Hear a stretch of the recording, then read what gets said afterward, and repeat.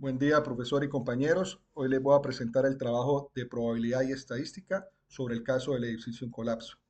Quien les habla, Jorge Alfonso Vargas Quiñones, con ID 934485 de la sede Uniminuto, Bucaramanga. Bueno, para iniciar, el primer punto nos dice, justifique por qué las medidas estadísticas son útiles para abordar las dimensiones del caso. Bueno, comenzando con el análisis de caso, el colapso del edificio, tenemos el resumen de datos. Entonces, las medidas estadísticas son herramientas utilizadas para resumir, describir y analizar datos de manera cuantitativa. Permiten obtener información clave sobre el comportamiento y las características de un conjunto de datos. En el caso del colapso del edificio, la información sobre la población, las características de la geotecnia, entre otros, es a veces un poco complicado de analizar, pero al utilizar estas medidas ayudan a resumir grandes cantidades de datos y a entender su distribución, permitiendo tomar decisiones basadas en información cuantitativa, con el fin de poder comprender y analizar con mayor facilidad. Tenemos la identificación de tendencias y patrones. Es la actividad de reconocer patrones y acciones con el fin de clasificarlos. Bueno, también tenemos la comparación de relaciones.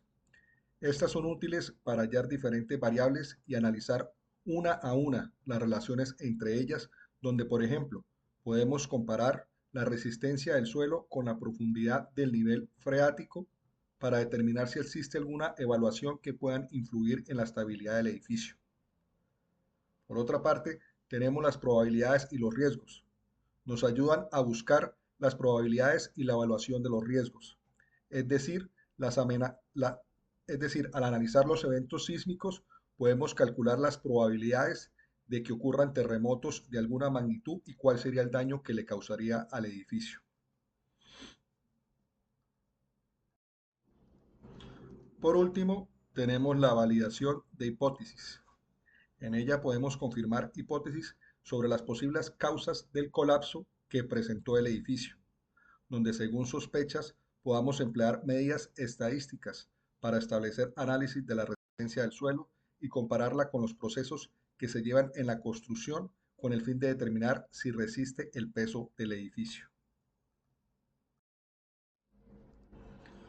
Continuando, el segundo punto nos pide indicar lo que es la media, la mediana, la moda y la desviación estándar del número de habitantes en la zona afectada durante los últimos 5 años.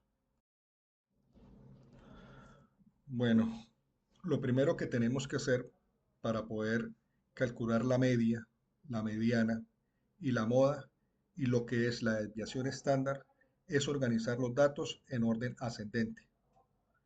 Entonces, continuando, podemos decir que el primero sería 9.900, el segundo sería 10.000, el tercero 10.800, el cuarto 11.500 y el quinto 12.200 habitantes.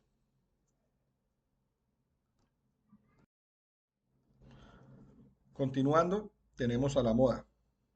Para poder calcular la moda, sabemos que es el valor que aparece con mayor frecuencia, por los que en los valores que tenemos, ninguno se repite y ninguno tiene la misma frecuencia.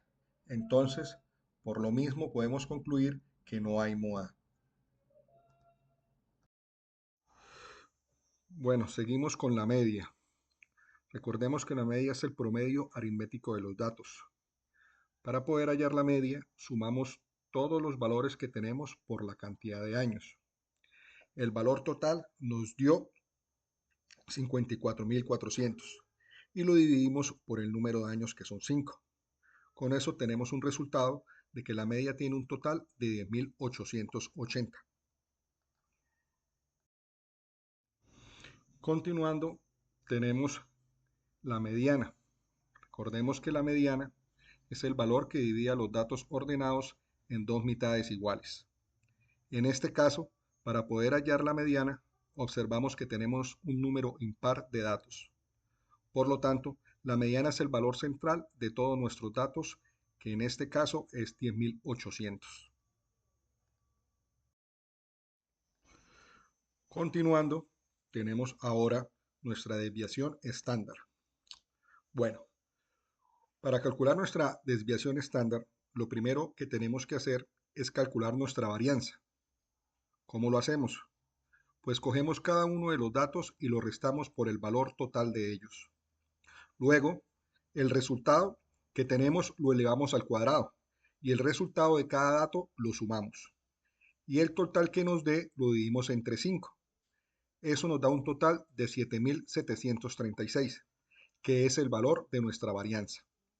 Ahora, para hallar nuestra desviación estándar, cogemos esos 7.736 y le sacamos la raíz cuadrada, lo cual nos da un valor de 879,2, que es el valor, perdón, de nuestra desviación estándar. Bueno, continuando con nuestra tercera parte, bien, calcular las medidas de la tendencia central y la dispersión de la resistencia a la comprensión al suelo. Seguimos con la tendencia central.